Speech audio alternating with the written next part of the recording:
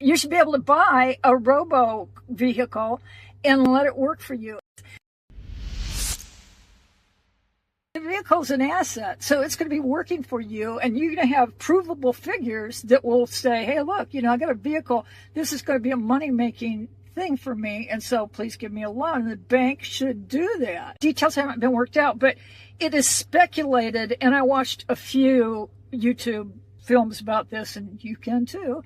Split is purported to possibly be 35% to Tesla and the remainder to the individual who owns the vehicle. But the idea is that you would go to the bank and get a loan. And it's like, yeah, right.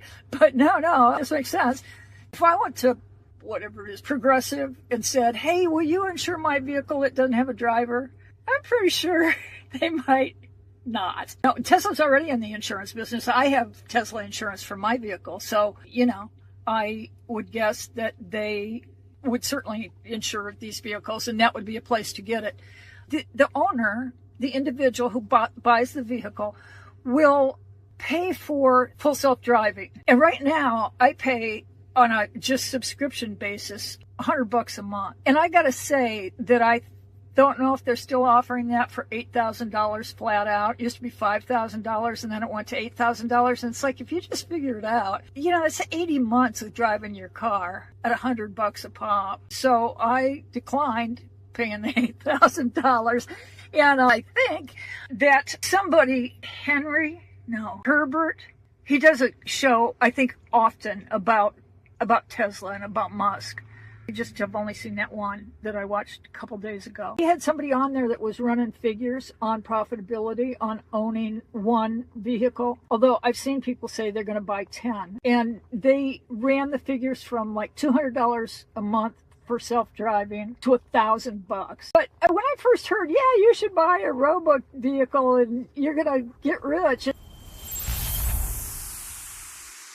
And a couple of things come to mind. One, Tesla's going to have a fleet. And it makes sense to me that if you get the population on board for using driverless vehicles, Tesla, taxis, to make money, and then the government tries to intervene in any way to put restrictions on that, you're going to have a much bigger group.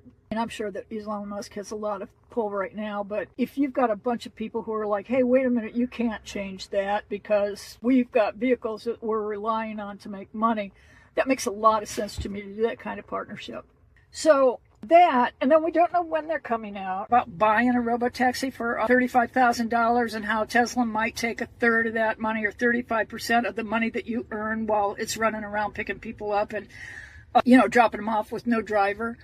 The price of that kind of transportation is thought that it's going to go down quite a bit. And that makes sense because, instead of being an Uber driver and driving around and picking people up, you could plausibly go to the bank and get a loan because you could prove to them that you're going to be making money from this asset.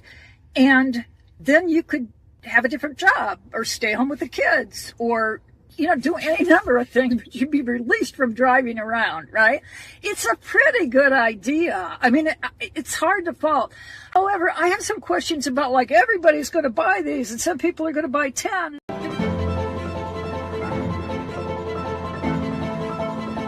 And the sky's the limit, and it's like, really? Because it sounds to me like there's going to be a lot of competition. Now, I don't know how many cars are going to be available, and I don't know whether there's going to be a huge backlog of people waiting. But even in the worst case scenario, and I don't have the figures for this in my mind, but if you were making from your vehicle per mile or per trip or however it works, 20% of what it would cost you for an Uber or the other thing, rideshare, so whatever that is. Insurance was expensive and you had to pay for full self-driving and all of the charging costs and stuff like that. You would still be likely to make, they did some percentage of how much the car is actually going to be deadheading with no people in it and how much is going to be, a paid trip. And there's people all over YouTube that have broken out these numbers.